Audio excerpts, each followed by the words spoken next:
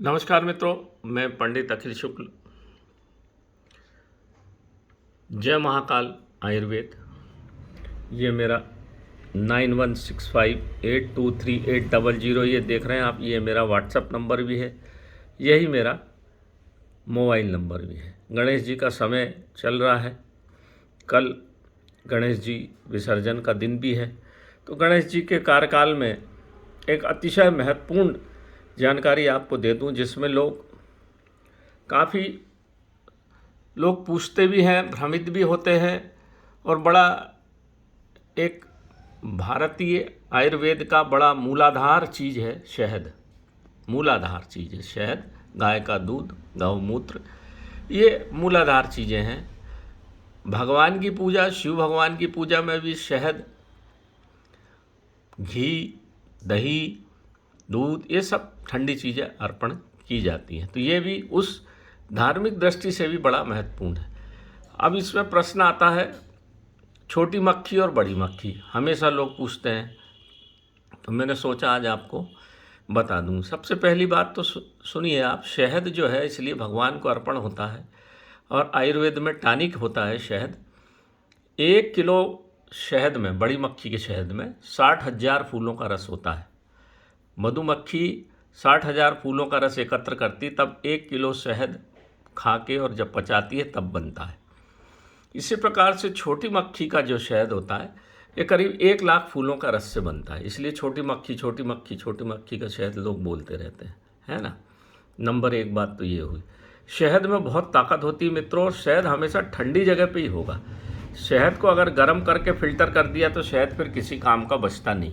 उसका फ़िल्टर गर्म करके कभी नहीं करना चाहिए, क्योंकि उसके अंदर मोम जो रहता है वो बड़े गुणकारी दिव्य औषधियाँ उसमें होती हैं। शहद अपने आप में बहुत बड़ा टॉनिक है। आपने अफ़गानिस्तान में दुनिया का सबसे ज़्यादा शहद होता है, वो पूरी दुनिया को एक्सपोर्ट करते हैं वो, क्योंकि वहाँ पे छोटे वाले पौधे होते हैं, स्क्रब फॉरेस्ट होता है, कटीली झाड़ियाँ, उससे जो मधुमक्खी इकट्ठा करती है बड़े बड़े कंदराओं में जो लगता है, बहुत ताकत। अफ़गानिस्तानी आदमी को देखा आपने, कितने पहाड़ चढ़ते हैं, बलिष्ठ होते हैं, और चेहरे पे उनके जो रंगत मिलती है, शहद के साथ रोटी खाते हैं। शहद का सबसे ज़्यादा प्रयोग अफ़गानी लोग करते हैं, और वहीं सबसे ज़्यादा शहद भी होता है। भारत में भी बहुत ठंडी जगह है जहाँ शहद काफ़ी मात्रा में होता है।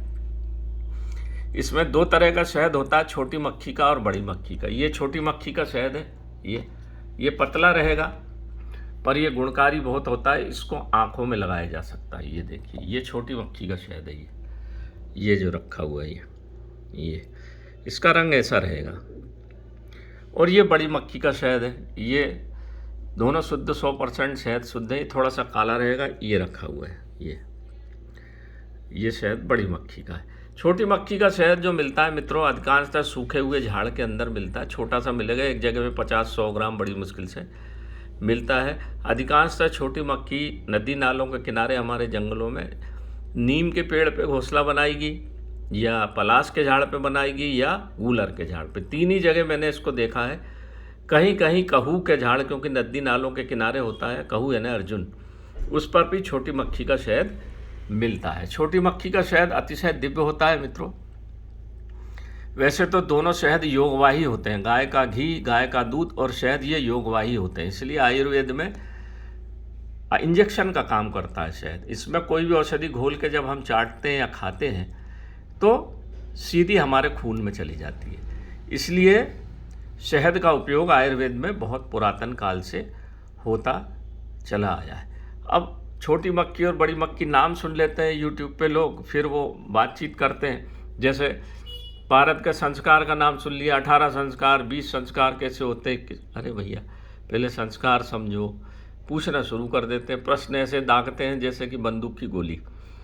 अब कुछ लोग बता रहे हैं, ऐसा भ्रमित होता आदमी, जो मैं उदाहरण बता रहा हूँ। उनने कहा कि पारद गुटका, सिद्धेश्वर पारद गुटका मुंह में धरते ही साथ बिल्कुल ध्यान लग जाएगा। कभी हो ही नहीं सकता। अगर ऐसा होने लग जाए तो भारतवर्ष में पूरे लोग ध्यानी हो जाएं। विचारों को शांत करना में बहुत समय लगता है मित्रों। सबसे पहली बात तो कोई भी गुटका हो, चाहे मेरी हो, मैं इसलिए बोल देता हूँ भैया 21 दिन का समय लगेगा, 41 दिन, जैसा आपका शरीर वैसे गुटखा प्रभाव करती है। ऐसे बंदूक की गोली नहीं होती, कोई जादू की छड़ी नहीं होती, गुटखा चाहे कैसी ज बनाई हो, मुंह में रखा और ध्यान लग गया आनंद में। ऐसा हो ही नहीं सकता संसार में, सब झूठ बात है। चाहे कोई बोलेगा खिचड़ी गुटखा, अरे उड़ने वाली खिचड़ी गुटखा भैया कोई नहीं बना सकता भारतवर्ष में। कोई सिद्धेश्वर गुटखा मुंह में रखा और ध्यान लग गया, कभी नहीं हो सकता, संभव ही नहीं है। ऐसा हो तो सब ध्यान ही हो जाए भारत में। विचारों को शांत करने में समय लगता है। आपको ध्यान गुटखा पहन के, इसका विज्ञान है मित्रों पूरा। ऐसा बोल देने से कुछ नहीं होता। जो बोल देते हैं ना लोग यूट्यूब पे, सब गलत, सब झूठ बात करते हैं। ये ऐसा नहीं करना चाहिए पर करते हैं और लोग इसी में भ्रमित होते हैं। इसको पहन के पहली बात तो आप सात्विक विचार के और सात्विक होना चाहिए। मांसाहारी आदमी को ध्यान कभी नहीं लगेगा, पहली बात मैं आपको बता दूं। दूसरी बात, इसको पहन के एक निश्चित समय पे ब्रह्म मुहूर्त में 4 बजे, 3:30 बजे से लगा के 5, 5:30 बजे तक के बीच में निश्चित समय पर 6 यानी 6 बजे आप नहा धो के ध्यान करने बैठेंगे, गुटखा को धारण करेंगे, ओम का उच्चारण करेंगे, धीरे धीरे धीरे। किसी को 41 दिन लगेंगे, किसी को 45, किसी को 25, किसी को 60, ऐसे दिन लगते हैं, तब जाके आदमी ध्यान में धीरे धीरे उतरता है। ये सत्य है, यही पारद विज्ञान है। ऐसा नहीं कि इसको पहन लिया और एकदम से, चाहे सिद्धेश्वर पहनो चाहे कुछ भी पहनो, एकदम से पहनने के बाद ध्यान कभी नहीं लगेगा। तो ये मेरा बताने का मतलब ये था मित्रों कि ऐसे भ्रमित होते हैं लोग, ऐसे छोटे मक्खी और बड़ी मक्खी में भ्रमित होते। तो यहाँ मैंने आज इसलिए वीडियो डाला कि आपको चीज़ें बता दूँ। दूसरी बात, छोटी मक्खी का शहद जो है आँखों के लिए बहुत अच्छा होता है। पुराना शहद, पुराना गुड़ और पुराना गाय का घी, ये करोड़ों रुपए की कीमत की चीज़ होती है। जैसे ओल्ड बुक, ओल्ड फ्रेंड और ओल्ड वाइन, ये अंग्रेजी की बात है। हिंदी में पुराना शहद, जितना शहद पुराना होगा अगर शुद्ध है उतना कीमती, जितना गाय का, जितना गुड़ शुद्ध बना हुआ उतना कीमती, जितना गाय का घी पुराना उतना कीमती। ये पुराने होते जाएंगे उतने कीमत इनकी बढ़ती चली जाती है, इनके औषधीय गुण बढ़ते चले जाते हैं। आँखों में लगाने के लिए, क्योंकि ये नीम, गूलर और पलाश पे बनता है छोटी मक्खी का शहद, इसलिए इसको आँखों में लगाने से आँखों की रोशनी बढ़ती है, आँखों का ढलका ख़त्म हो जाता है, आँखों को शांति, क्योंकि ठंडा होता है शहद, हमेशा ठंडी जगह पे होगा। मधुमक्खी देखा आपने, जरा सी धूप भी लगे ऐसी जगह छत्ता कभी नहीं बनाएगी, ठंडी जगह बनाएगी, ठंडे वृक्ष पे बनाएगी। नीम ठंडा, गूलर ठंडा, पलाश ठंडा, पत्थर के नीचे, नदियों में, सब ठंडी जगह बनाएगी। इसलिए शिव को प्रिय है शहद, क्योंकि फूलों का रस है और ठंडा। और एक और बात बता दूं, अगर धोखे से भी कोई मधुमक्खी गलत फूल का रस ले आई तो उसको छत्ते में मधुमक्खी कभी घुसने नहीं देती, उसको मार के बाहर निकाल देती है। शहद के ऊपर आज भी जापान सबसे ज़्यादा काम कर रहा है, साइंटिफिक इस पर रिसर्च चल रही कि ऐसा क्या है शहद में, ईरानी मक्खी हज़ारों साल जीती और मरती नहीं। तो शहद अकेला इतना बढ़िया टॉनिक है कि आपका इम्यून सिस्टम को बढ़ाने के लिए मैं नहीं समझता शहद से अच्छी कोई चीज़ है, क्योंकि इसमें फूलों का रस है और सब औषधि। और शहद खाने से शुगर नहीं बढ़ती, अगर शुद्ध शहद है तो शुगर नहीं बढ़ती, क्योंकि इसमें फ्रुक्टोज होता है, इसमें ग्लूकोज नहीं होता। फूलों के रसों में फ्रुक्टोज होता, फलों में फ्रुक्टोज होता जो ऊर्जा में बदलता है। ग्लूकोज से ऊर्जा बनती है और फ्रुक्टोज से बनती है, इसमें सब फ्रुक्टोज होता है, इसलिए शुगर में भी इसको खाया जा सकता है।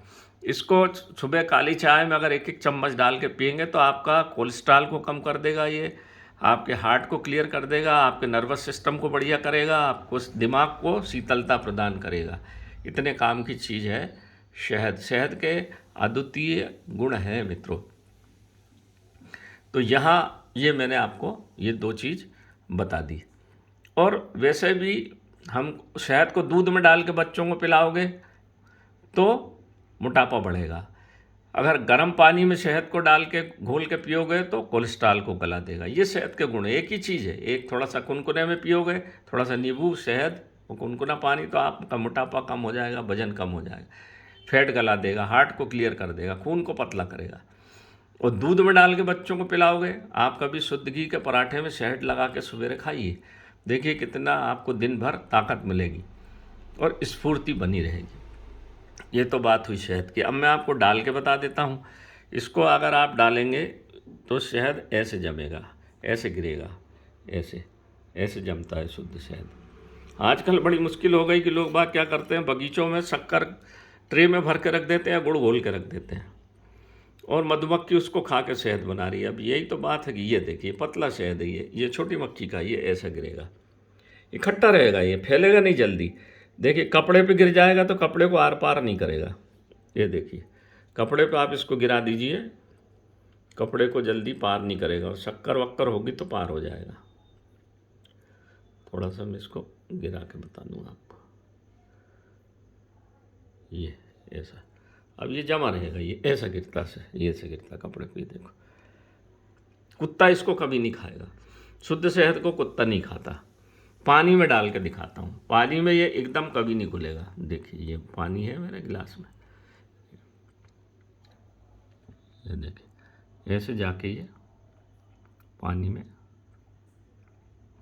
जम जाता है, ये ऐसा ऐसा गिरता है पानी में, ये ऐसा गिर के जमेगा, घुलेगा नहीं तुरंत, ये ऐसा पड़ा रहेगा बहुत देर, जब तक आप इसको हिलाओगे नहीं घुलेगा ही नहीं, चाहे कोई सा भी शहद हो। ये छोटी मक्खी का भी देखो मैं डाल के बताता हूँ आपको, मैं डाल के इसलिए बता देता हूँ। ये देखो ये घुलेगा नहीं, ये ऐसा जाएगा, ये रेसे रेसे में जाएगा, ये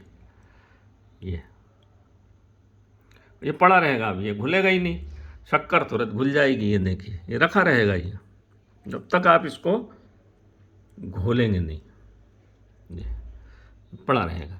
ये शुद्ध शहद की विशेषता है।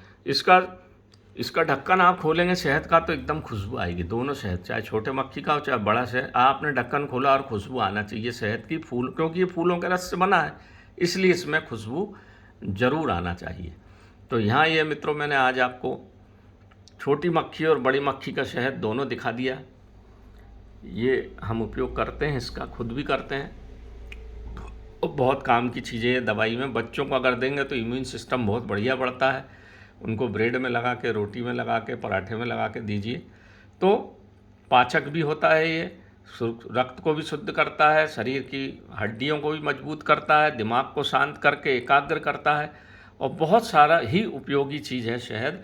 इसको भरपूर उपयोग करना चाहिए। भारतवर्ष में बहुत अच्छा, बस बशर्ते ये ध्यान रहे, जैसा मैंने बताया बगीचों में आजकल गुड़ और शीरा रख देते हैं, मधुमक्खी बेचारी मूर्ख बन के उसी का शहद बना रही। आप किसी गांव आदिवासी के यहाँ से अच्छा तुड़वा लीजिए या इकट्ठा कर लीजिए और शुद्ध शहद खाइए, देखिए आपका जीवन, चेहरा आपका लाल हो जाएगा और आपका इम्यून सिस्टम बढ़ जाएगा, सर्दी जुकाम कभी नहीं होगा, कोलेस्ट्रॉल नहीं होगा, हार्ट अटैक नहीं आएगा।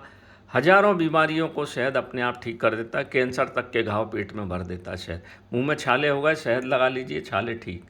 आंतों में छाले हो गए, टाइफाइड हो गया, शहद खिलाइए, बढ़िया ठीक। ऐसी हजारों रोगों पे की एक ही इलाज है, शुद्ध शहद। तो शहद के बारे में जो बहुत सारे लोगों के प्रश्न थे मित्रों, तो मैंने आज आपको ये सब कुछ प्रैक्टिकल बता दिया। ये देखिए ये फैलेगा ही नहीं, शहद ऐसे ही पड़ा रहेगा, ऐसे ही जमा रहेगा। ये शुद्ध शहद की विशेषता है, ना ये जमेगा ना ये फैलेगा, जमता भी नहीं है शहद, ऐसे ही रखा रहेगा। जब 50-100 वर्ष हो जाएंगे तब जाके थोड़ा बहुत जमता है। तो नमस्कार मित्रों, मैं पंडित अखिल शुक्ल यूट्यूब के माध्यम से ये मैंने छोटी सी जानकारी आज आपको दे दी। बहुत लोगों के प्रश्न थे, छोटी मक्खी, बड़ी मक्खी, शहद, तो ये मैंने आज आपको बता दिया। आप देख लें, इसको समझें अपने मन। मेरा कोई मंतव्य किसी को बताना या किसी की अवहेलना करना या किसी का अपमान करना नहीं है, पर जो सत्य बात है वो सत्य बात बताना जो मैं जानता हूँ अनिवार्य। आपको अच्छी लगे तो सुनिए, शेयर करिए, सबको बताइए, ताकि सब इस वास्तविकता से अवगत होकर लाभ उठा सके। बाकी फिर जैसी आपकी मर्जी। नमस्कार मित्रों।